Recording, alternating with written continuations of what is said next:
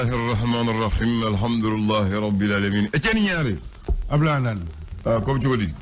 ko wasa e ka kana ne latano bamanon ko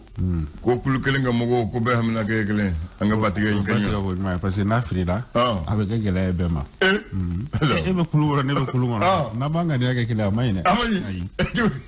parce que na frida avec gele ambe ma ko duguta mo wil fara choko ko ala ka nyuma se ko place bi soro ala ka nyuma se o place bi soro awo aw do mo wil fara do te manda ko ala ka nyuma se o ko ne o place bi soro ko mo wil fale na o jakoy o ja mi parce que bo beranje abo beranje Allah se go nyuma o beranje bamanon ko ma mun bina to jira ko ali yende ke blenda ma bamne awo awo emuna imna tu isa kula ay fon fon mala dimo ro mum segi boy bo mene aw ali nega blinte de ay daro mla fa wadi ma mi nga fardi nega bli ba mene aw ni bora ko dim so ga to furagali nyi ni mo yoron ngone ba mene ay to amba ko nyere muye ko ni ame ma ba fon dini fe ko nyebi do ron la wache aw frenye fengele mana dima a foi ta fege o kele ne do men tin fe c'est flanami tubarkalla bismillah biye jumae février kalo kle temps ani wolonvla sa bafla alini muka ani saba namu gafa be amba de min l'indépendant les mouvobi indépendant ale kumaleno feminga ode ku sini sibiri metalike ino africaine oluka nyola jokon minake adisa beba ni oye atako bisaba ani worona koniye masala kon mena boli femnun ka ode mali ale la hala fukata se burkina faso ale ni guinée konima yera ka foko ni jamana saba koninka ministre des affaires étrangères olukonuka la nyinu koni di ino africaine koni nyama konima indépendant alika la selido alibi ani indépendant beto no konfe ayira ka fo sanfe karanso oluka la fasal tombe na be forma ko sen soup amogatim na ko sisa gela konimbe olu koni konnana gela ko ayira ka fo ko konminata kiri koni tiglamo koni nyema indépendant alibi ana beto no konfe ayira ka fo ko sampa flam Samba flalini muka ani kele onu dese mugo ka sege koni aira ko marama fen fereli koni kubega no trafic d'armes koni mali koran fanfe ira ka fo ko marfam mina bi fama ko aka 47 ko o kon be kubega fere ko wa bisheki ani akunga fen ale ira ka fo fena ko do fena kube afere wa keme aleni akunga fen ni onu dese mugo luka sege la selie indépendant alibiana betu non fe amta kenyebaka ulufe no ayira ka folu kon kube ni songo ayira do konna ka kayani kurango gelea koniye kenyeba konna wa ayira ka fo kube la nyini kon ke jamana nyamugo fo ka fere bela jilenke wasa kenyeba ka ubese ka kuran soro la fiala choko mina l'indicateur de nouveau indicateur de renouveau ale kumale no femina ode kalata natoye ayira ka fo ko yelema jamana nyamugo koni yelema do kalata sharia koni article 10 ani kelen konina indicateur de renouveau alibi ana beto no konfe yira ka fo ko CNT konina ni o conseil national de transition ayira ka fo ko sharia seki koni be olu koni bolokoro mumbe talike kalata kota fanfelana aleni collectivité oluka création na indicateur de renouveau alibi ana beto no konfe ayira ka fo ko enrôlement koni baraw be senani o carte biométrique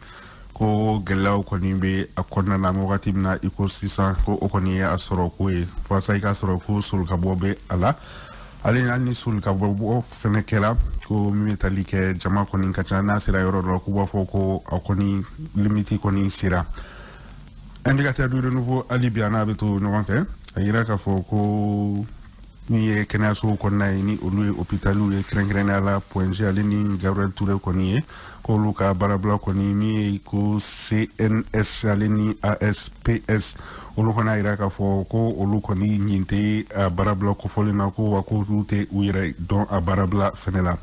indicateur du renouveau alibi ana beto no fa ale fene kumale no sen supu ko olu koni ka barabla ko folin koni la sen supu ira ka fo ko barabla mi koni pas de la yinina alu jarafe ko olute uire akonnana les échos wele les échos ale kumale no feminga fana sensu mɔgɔw kɔni ye laseli kɔni kɛ ka yira k'a fɔ ko baarabila min kɔni laɲinina u ka min ye alu jara kɔni fɛ ko olu tɛ u yɛrɛ ye a kɔnɔna na ko wa k'u donna nataw kɔnɔna k'u bɛna taa ni laɲini kofɔlenw kɔni ye kiri tigilamɔgɔw kɔni ɲɛkɔrɔ ka sabu kɛ ko a kɔni ye titiri da yɛrɛ ka min ni a to o ye. Mali d'aujourd'hui ko bi Mali d'aujourd'hui ale kumalen no fɛn min kan Dr Ibrahima Sango ni ale kalata koyan kɔni dɔma ŋani ale laseli kɔni kɛ ko kalata belebeleba wɔɔrɔ minnu kɔni laɲininen no jamana ɲɛmɔgɔw fɛ ko a kɔni tɛna se ka kɛ wagati kofɔlen kɔnɔna na. Aujourd'hui Mali alibiana bɛ to ɲɔgɔn fɛ min ye ko Faseri Doumbia ale premier Mali ɲɛmaa ye ko jamana kɔni taara ka di ale ma jamana ɲɛmaa kɔni fɛ ka sabu kɛ k'a ye baara min kɔni kɛ faso ye. Aujourd'hui Mali ale ka laseli do. Il va falloir que Doumbia. Voilà. Le républicain.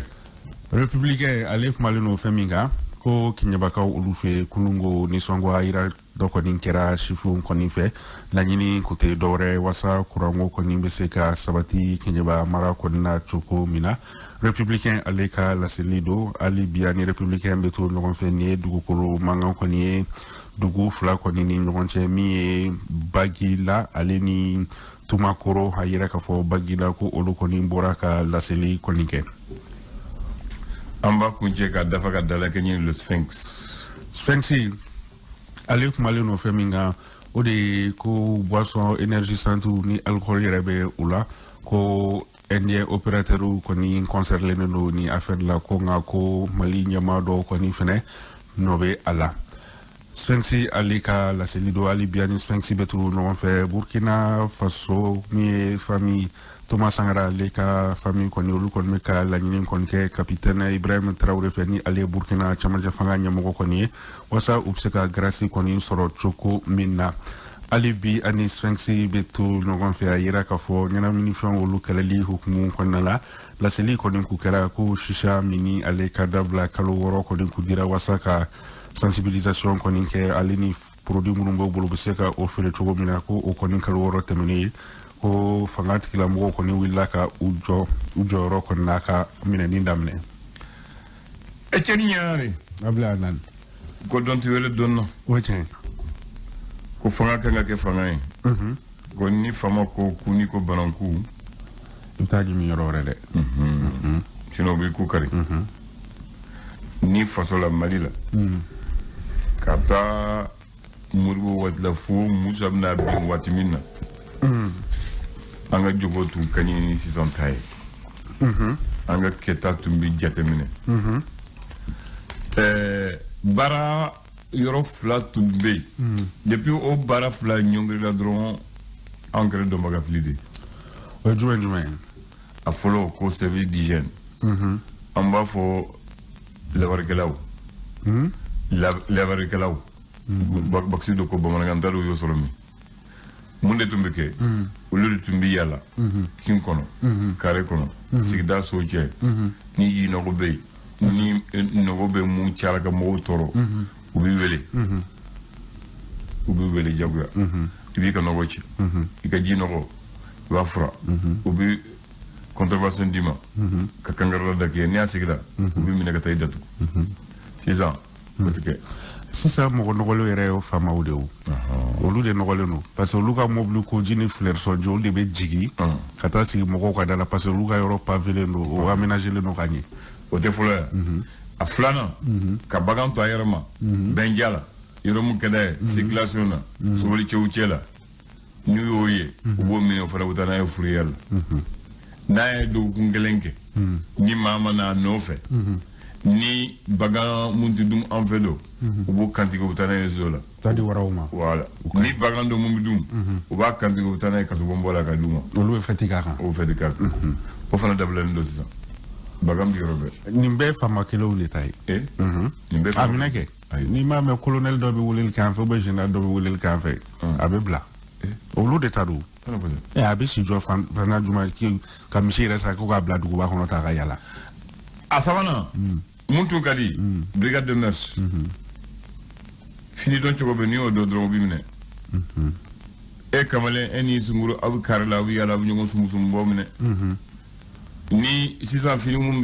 bi ka artiste to bi mine butane brigade de mesla foyi somo kana ni somo kana ko ngar daw la bu amana sara bubla ni mine chewere butane kiriyor ni ko boka bi comme ça rabe songa fa de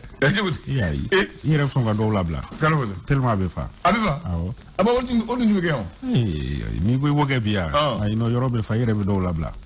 yere be do labla awo kala wala tellement ka chan bloki bi bloki la et c'est ga do yan clef afrique woto atukula brigade de majibiche au trans à la pile mais c'est ça ni momne beba fo droit de l'homme avec le droit de l'homme je connais mon droit mais mi finala ke mu ame gela o gela lande la ko ma finala abe droit de l'homme ko inde ame gela o gela lo de do droit de l'homme ko inde je connais mes droits je fais ce que je veux je m'habille comme je veux voilà donc o watna tundi kila kake c'est ça on ni to ga jado de aduruna ni samie sera kamalen koro mumbu fe fen fitinu ta ku fere kare kona a chiffon nunu a cirage nunu ntado amuna ubulani camion de kujo kubine ubi nyini ga ibo dugu jumena ubi do camion fo dugu la abta seneke ni sabe barabu sigi okere eso se ka ça question o ko ntodo bakari nyini eso se ka ça ni do donde okere pourtant o tubike ay mo fana soro jama matia be mo wude ay aso fanga be fanga be mais al ni fanga kera ci sa ke man wona abdoulaye bodo adna do sungalo la na fo sungalo yera ko barbe be datu kilo ngero be datu kilo ngeti ke barti ke miti ke fo kala o kala kele ngoni abi datu awo mais si ça sungalo derge ala kanji to ko la choufa bon pourtant atumbi kayo malikono na fora bi kalo yera sungalo bi damena sini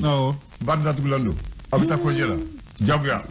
barti yele donc li dike concert dike fo dike fo sungalo kalo kelenga bi ya ala kala ci ko si ça vole ni sun digara ni jigina du hono ay wa fo gante sungalo la donc ya do li wada ko chama yelo na donc mo anga ko yela mana bleni et puis mila mo voye fo muzabine juma musical ne bomo la ka bonyani be na juma ke juma musical de la imana ke bomo fa on fa ibi fambe fe ni mana yi juma téléphone ya sili ko so klokumate mo ko klo benno et puis musa yero juma o juma bana sili misiri wala ka fo misiri charata sisan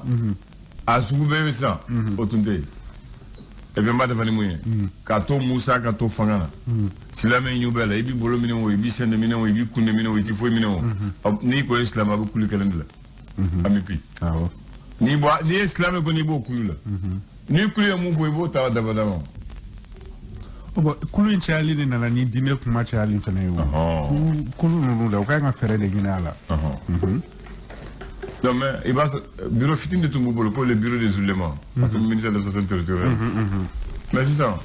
ah ouais yara la jede monsieur ko ni akara ko roboro butige ni yara yoro ne